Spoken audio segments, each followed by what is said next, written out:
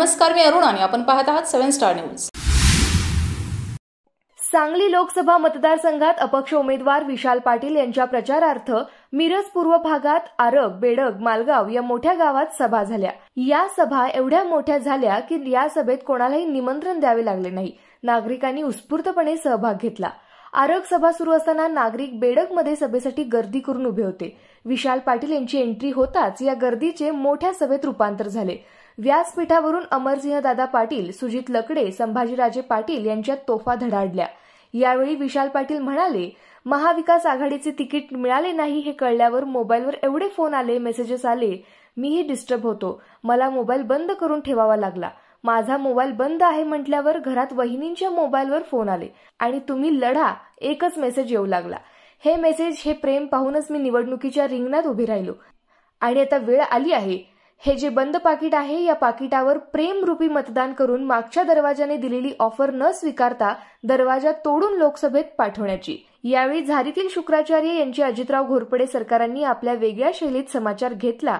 पाणी कुठे मुरले आहे याची व्यासपीठावरून मिश्किलपणे खिल्ली उडवली। जणू काय बेडगची सभा ही विशाल पाटील यांची विजयाची सभा आहे असे रूपांतर झाले होते। Sunil Patil, 7 star news, Miraj. निवडणूक लागली आणि ते गेले भाजपमध्ये।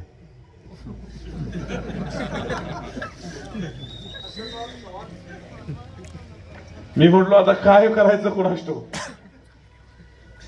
ते बोलले तर आम्ही खूप खुश झालो। आपल्या गावचे जावई बाबा पुन्हा सांगलीत आले। ते म्हटले विशालला मागच्या अन्याय झाला, यावेळी विशालला कुठल्या परिस्थितीत आम्ही तिकीट देणार। ते त्या समितीत होते। शिवसेना, राष्ट्रवादी आणि काँग्रेसची समिती होती। त्या समितीत आपल्या जावई बापू चव्हाण साहेबांचं, पृथ्वीराज चव्हाणांचं नाव होतं। बैठक सुरू झाली, राष्ट्रवादीने सांगितलं पृथ्वीराज चव्हाणांना मीटिंग मध्ये आणायचं नाही। मग तीही माझी आशा गेली। माझं जे जे नाव घ्यायचे ते एकतर पैसे पक्ष सोडून जायचे किंवा समितीतच बाहेर जायचे। मला एक जनतेला विचारायचं आहे, 10 वर्षात काय केलं, आमचं काय चुकलं होतं म्हणून आमची 2014 मध्ये आमचे पट्टीदारांचा पराभव झाला, मान्य आम्हाला पराभव, पण आमचे विषादार खचून झालं। 10 वर्ष कंटिन्यू जनतेत थांबल्या, जनतेचं काम करतात। मी जनतेला हात जोडून नम्र विनंती करतो, एकदा विषादाराला चान्स द्या। तुमच्या प्रश्नावर नाही विषादारा संसदेत बोलले, हिंदी, इंग्लिश, मराठी सर्व भाषेवर प्रभुत्व आहे। आपला खासदार कधीतरी संसदेत अधिवेशनाला टीव्हीवर बोलला तुम्हाला दिसलं का? हा जर विषादारांना स्मरून मी सांगतो, इथं नाही विषादारांनी काम केलं, सर्व आरक्षण असेल, जनतेच्या प्रश्नावर असेल, महागाईवर असेल, मणिपूरमध्ये आपण भारत देशाची प्रतिज्ञा करतो, भारत माझा देश आहे, सारे माझे भारतीय आहेत।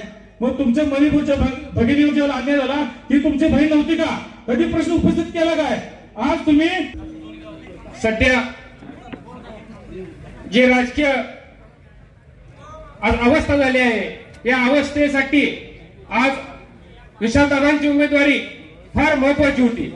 आज माणूस हा विशालदादांचा उमेदवारी आज टिकल्यामुळे माणसांना त्यांचा राग व्यक्त करण्यासाठी एक साधन म्हणजे इलेक्शनच्या वेळेला जे मतदाना स्वरूपात पाकिट या चिन्हावर, लिफाफा या चिन्हावर बटन दाबून जो रोष या सरकारच्या विरोधात करायचा आहे, याचा सगळ्यात पहिला मी आभार दादा, तुम्ही उमेदवारी तुमची ठेवली आणि तुम्ही आम्हाला संधी दिली की या बीजेपी सरकार विरोधात आम्हाला मतदान करण्याचा हक्क दिला।